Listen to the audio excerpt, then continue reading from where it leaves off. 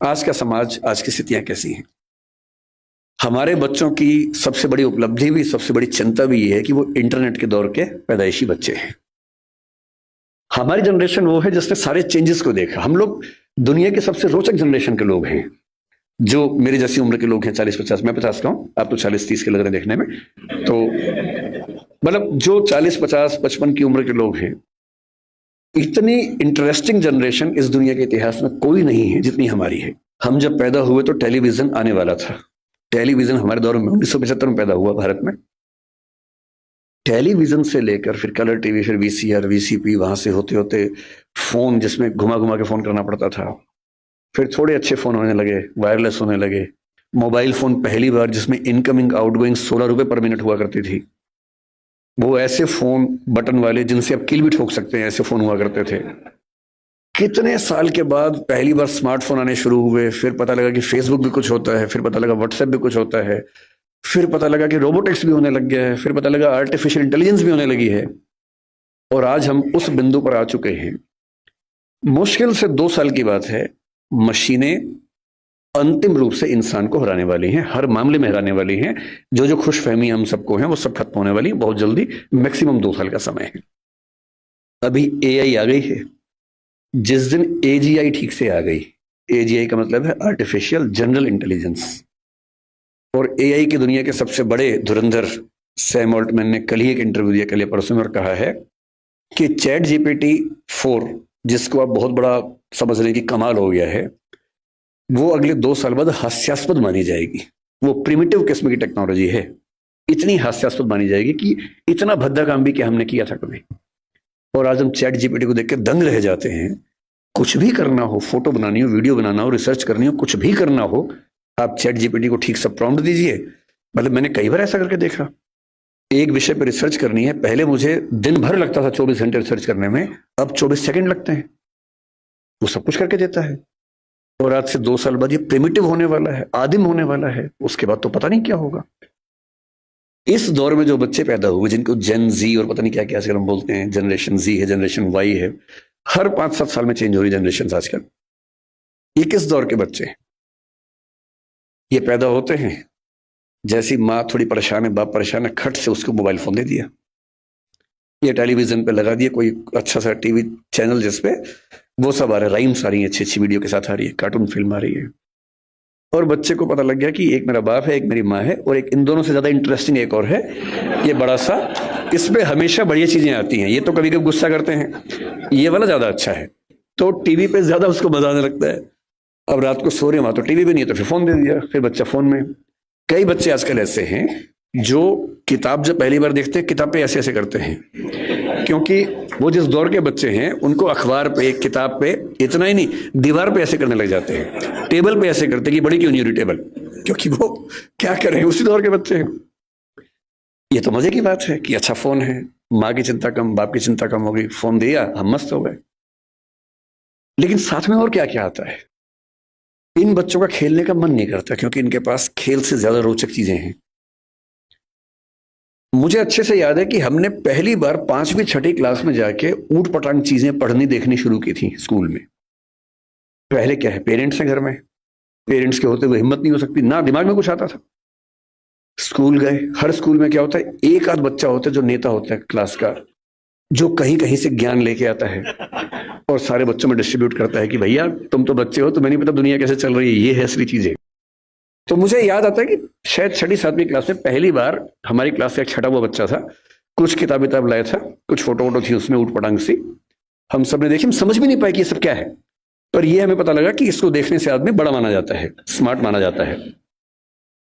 लेकिन तब भी क्या था कि एक रिसेस में, एक कोने में जाके 2-3 लोग बैठ के देख रहे हैं, और जैसे टीचर दूसरी जगह से भागे वापस। और इतना ही एक्सपोजर हमारा हुआ करता था।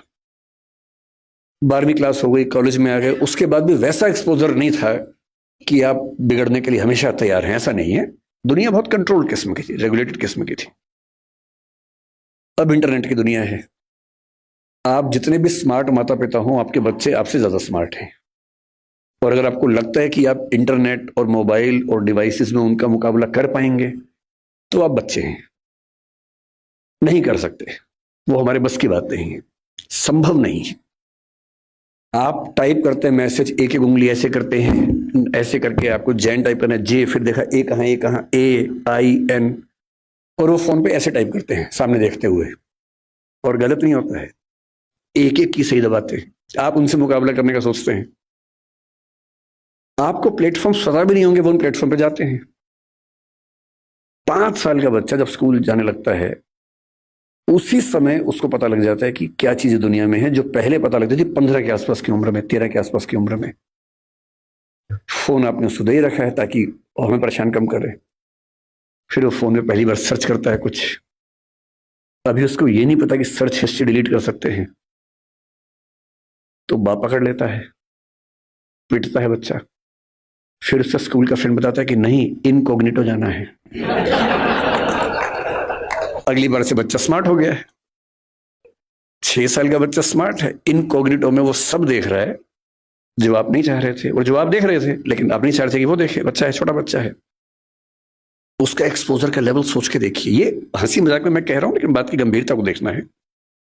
6, 7, 8 साल के बच्चों का वो एक्सपोजर लेवल है जो पहले 14, 15, 16 की उम्र में होता था। मेडिकल साइंस इस बात को मान चुकी है। मैं जितनी बातें कोट कर रहा हूं, मैं हवा में कोट नहीं कर रहा हूं, मेडिकल साइंस की रिसर्चेस के बेस पे कोट कर रहा हूं। आपको आश्चर्य होगा, आज से 1 महीने पहले एक रिपोर्ट आई है, लगभग पूरी दुनिया में प्यूबर्टी की एज 1 साल कम हो गई है, जिसको टीनेज बोलते हैं कि 13 साल की उम्र में टीनेज आती है, बच्चियों को मासिक धर्म शुरू होता है। दुनिया भर में उसकी एज 1 साल कम हो गई है, और ये ऐसी नहीं हो गई है, ये एक्सपोजर से होती है। लड़के भी जल्दी मैच्योर हो रहे हैं। जो हरकतें 15, 16, 18 में ठीक लगती हैं, किसी बच्चे के मन में भाव आने चाहिए, 8, 9, 10 में वैसी बातें हो रही हैं। ये तो फिर भी छोटी बात है। इसके बाद जो होता है तो बच्चे ही, एक्सपोजर बहुत बड़ा मिल गया है। जब वो नेट पे जाते हैं, तो नेट पे जो पिशाच बैठे हुए दुनिया भर में, जो साइबर ठग हैं, जो साइबर क्रिमिनल्स हैं, वो इसी ताक में है कि बच्चे मिल जाएं। उनको पता है कि बच्चे का मनोविज्ञान क्या है। वो हैकर्स हैं, वो हैक कर लेंगे कि उस बच्चे ने क्या क्या सर्च किया है, उसकी पूरी कुंडली खोल लेंगे कि बच्चे का इस समय मन कहाँ अटका हुआ है। अगर 9, 10, 11, 12 साल का कोई लड़का है जो कुछ ऐसे वीडियोस देख रहा था या इमेजेस देख रहा था, उसमें भी देख रहे हैं कि कैसी रेस, व्हाइट रेस उसको पसंद है, कि इंडियन तरह के लोग पसंद हैं, फिर उनकी तरफ से उसी रेस का वैसा ही सुंदर दिखने वाला व्यक्ति, फीमेल, और यदि कोई बच्ची है तो वो मेल, उससे इंटरेक्शन शुरू करेगा, उससे बातचीत होने लगेगी। धीरे धीरे उसको वो उलझाएगा अपनी बातों में। वो बच्चा तो माँ बाप से छुप के कर रहा है सब, माँ बाप को पता ही नहीं है। और फिर वो उस बच्चे को प्रलोभन बहुत बड़े बड़े मिलेंगे। आपको ये सब नहीं पता है तो पता होना चाहिए, बहुत बड़े रैकेट चल रहे हैं इस समय दुनिया में। 11, 12 साल का एक लड़का अपने कमरे में लैपटॉप पे वीडियो चैट कर रहा है, शायद एक ऑस्ट्रेलियन लड़की से जिसकी उम्र 21, 22, 25 साल है, और वो उससे मीठी मीठी बातें कर रही है। और फिर वो उससे कह रही है कि देखो, तुम इतने सुंदर हो, मैं तुम्हें देखना चाहती हूं, तुम भी मुझे देखो। फिर वो अपने थोड़े से कपड़े उतारती है, उसको कहती है कि तुम भी ऐसा, वो तो प्रोफेशनल है, तुम भी ऐसा करो। और वो बच्चा जिसको कुछ नहीं पता कि दुनिया कैसी है, वो कुछ कर बैठता है, और ये पूरा वीडियो रिकॉर्ड हो रहा है। और जैसी ऐसी चीज होती है, उसके बाद खट से मैसेज आता है कि अगर 2 घंटे में इस अकाउंट में $500 जमा नहीं किए तो ये वीडियो क्लिप तुम्हारे पापा, मम्मी, तुम्हारा इंस्टा अकाउंट मेरे पास है, इंस्टा अकाउंट में जितने तुम्हारे फ्रेंड्स हैं उन सबके पास चला जाएगा, सबके ईमेल आईडी मेरे पास है। इसको बोलते हैं सेक्सटॉर्शन। और ये इस समय टीनेजर्स की दुनिया की सबसे बड़ी क्राइसिस है। बड़ी बात नहीं है कि हम में से किसी का बच्चा झेल चुका हो, बड़ी बात तब होगी जब उसने आपको बताया हो। और अगर आपको नहीं बताया है और आप इस खुशफहमी में कि ऐसा हमारे बच्चे को हो ही नहीं सकता, तो फिर कह रहा हूं कि हम इस बात से अनजान हैं कि हम किस स्थिति में हैं। अपने बच्चों से बात करना शुरू कर दीजिए, पहली बात तो ऐसा ना हो, और हो जाए तो आपसे बात कर ले। कई बच्चे झेल नहीं पाते, पैसा होता नहीं है, पैसा होता तो देते हैं, और $500 का मामला नहीं है, वो पहली बार का मामला है, उसके बाद फिर उतना मामला है, अगली बार फिर उतना मामला है। और ये ध्यान रखना है कि किसी बच्चे के साथ ये करने के लिए वीडियो रिकॉर्डिंग की जरूरत भी नहीं है। हम एआई के जमाने में हैं, डीप फेक से कुछ भी हो सकता है। किसी आर्टिफिशियल इंटेलिजेंस जो फोटोग्राफी बेस्ड ऐप है, सिर्फ इतना उसको कहना है कि ये फोटो है, सिंपल फोटो, स्कूल की फोटो, पासपोर्ट साइज फोटो, उसको देनी है और कहना है कि इस फोटो को एक ऐसी फोटो में तब्दील कर दो कि ब्लैकमेल किया जा सके। किसी के साथ भी हो सकता है। बस कल को कभी हम में से किसी का बच्चा हमसे ये कहे कि देखो पापा, देखो मम्मी, ये फोटो मेरी लग रही है पर मेरी है नहीं, तो उसको मारना पीटना नहीं है, भरोसा कर लेना है कि ऐसा हो सकता है। तकनीक इस लेवल पे है। और एक और टेक्नोलॉजी जो अभी पब्लिक डोमेन में नहीं आई है, कभी भी आ सकती है लेकिन बन चुकी है। वो क्या करती है, एक फोटो देनी है और प्रॉम्प्ट देना है कि इस फोटो के बेस पे वीडियो बनाओ, और वीडियो में ये होना चाहिए। आप जो चाहेंगे वीडियो बन जाएगा, आपका ही बन जाएगा। आप वो नहीं है, और आप क्या, इस दुनिया के बड़े बड़े टेक्निकल एक्सपर्ट्स नहीं बता पाएंगे कि ये वीडियो नकली है। इसको डीप फेक कहते हैं आजकल, डीप फेक। हमारे आपके बच्चे इस खतरे से गुजर रहे हैं, और ये आज नहीं तो कल हम सबके बच्चों को झेलना है। उन सबको समझाने की जरूरत है कि जब किसी से प्रेम भी करते हो, मान लीजिए आजकल बच्चों के प्रेम में क्या होता है, सबसे पहले पासवर्ड शेयर करते हैं कि तू मुझसे प्यार करती है, हाँ तो पासवर्ड दे, तू मुझसे प्यार करता है तो पासवर्ड दे। दोनों पासवर्ड देते हैं, फिर एक और आईडी बना लेते हैं अलग से, उसका पासवर्ड दे देते हैं। फिर उसके बाद भरोसा और कायम करना है। फिर रात को 2 बजे जब पेरेंट्स सो चुके हैं, फिर वीडियो कॉल करते हैं, भरोसा करती है हाँ, तो फिर कपड़े उतार वीडियो कॉल पे। ये खेल शुरू हो जाता है। अपने बच्चों को समझाना है, दुनिया का कोई भी इंसान कितना भी भरोसेमंद हो, ऐसी गलती ना करे। लड़का हो तो वो भी ना करे, लड़की हो तो वो भी ना करे। और ये हमारी पीढ़ी निकल गई है, हमें नहीं पता कि ये भी खतरे होते हैं। हमारी पीढ़ी में ये सब खतरे थे ही नहीं, हमने कम से कम ये सब नहीं झेला। हमारी पीढ़ी में ये था कि गलती से आप कहीं हैं, नहा रहे हैं, किसी ने देख भी लिया, फोटो नहीं खींच सकता था। फोटो खींचने के लिए फोटोग्राफर बुलाना पड़ता था बाहर से।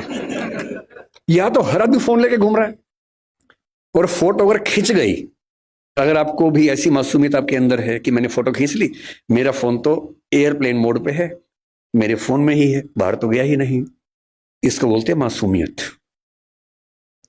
अगर आपने फोन में फोटो खींच ली है और डिलीट कर दिया उसको, अगर आपको लगता है डिलीट हो गई, तो ये मासूमियत है।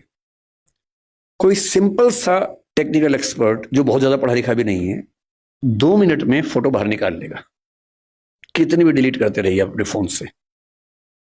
और एक बार इंटरनेट पर चली गई तो दुनिया की कोई ताकत उसको परपेचुअल मेमोरी से डिलीट नहीं कर सकती। वो दुनिया के इतिहास में जब तक दुनिया रहेगी, वो फोटो रहेगी, वो वीडियो रहेगा, कोई नहीं छिप पाएगा, कोई बच नहीं पाएगा। और जब बच्चे इस दौर से निकलते हैं, उनको एंजाइटी होती है, डिप्रेशन होता है, और उस समय उनको जरूरत होती है किसी ऐसे व्यक्ति की जो उनसे ठीक से बात करे, उनको समझे। अभी 2 महीने पहले एक वेब सीरीज आई है दहाड़ नाम की, अगर नहीं देखी तो उसको देखिए। वो कई मामलों में अच्छी वेब सीरीज है। मैं उसका प्रचार करने के लिए नहीं आया हूं, तो संयोग से मुझे अच्छी लगी तो बता दिया। जो मैं कहना चाह रहा हूं उसमें क्या है, उसमें एक पुलिस का एसएचओ है, एसएचओ है या डीएसपी है शायद, एक अधिकारी है पुलिस का। उसी के जुरिसडिक्शन में एक स्कूल में उसका बेटा पढ़ता है, और स्कूल से कंप्लेंट आई, कुछ बच्चे एक मोबाइल फोन एक कमरे के अंदर देखते हुए पकड़े गए हैं। वो मोबाइल फोन वही है जिसको उसका बाप ढूंढ रहा है किसी क्राइम की इन्वेस्टिगेशन के लिए, वो नंबर ट्रेस कर रहे थे, वही नंबर है।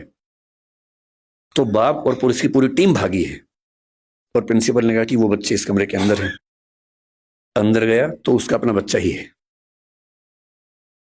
वो बच्चा क्रिमिनल नहीं है, वो तो गलती से फोन उसके पास आ गया, वो वाला जो फोन क्रिमिनल का था उसके पास आ गया। और तब वो पुलिस वाला देखता है कि उसका बच्चा और उसके 3-4 दोस्त वो सब वीडियोस देख रहे हैं जो 9-10 साल के बच्चे को नहीं देखने चाहिए थे। लेकिन उसके बाद सबसे इंटरेस्टिंग बात क्या है, घर जाके वो पुलिस ऑफिसर अपने बच्चे के साथ बैठता है और कम से कम 2-3 मिनट का सीन है। किसी फिल्म या वेब सीरीज में 2-3 मिनट का मतलब बहुत बड़ी बात होती है। जब हम फिल्म लिखते हैं तो हमारा टारगेट होता है कि कोई भी सीन 1 मिनट से ऊपर का नहीं होना चाहिए किसी भी हाल में, वरना लोग बोर हो जाते हैं। मैक्सिमम 1 मिनट होता है।